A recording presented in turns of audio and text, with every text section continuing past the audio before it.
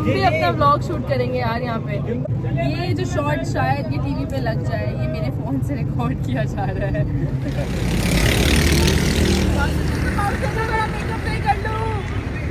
सुबह 1 बजे से हम ये शूट कर रहे हैं और अभी तक शूट कंप्लीट नहीं हुआ।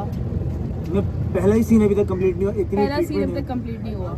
ये वो है जो ड्रामे का पहला सीन है और यही कंप्लीट नहीं हुआ अभी तक। शाम के कितने 5-6 बज चुके हैं। लग रहा है कि है सही ड्राइवर। इन्होंने गाने भी गाए और बहुत अच्छा किया। जितना पार्ट शूट होना था वो हो गया है। अब जो रिक्शे का वो पार्ट है जिसमें रिक्शा चलाना है और लाइक वो एक टायर पे रिक्शा उठाना है, वो ऐसे शूट हो रहा है। देखिए अब देखो भाई ये कौन है यार? ये मैं हूँ।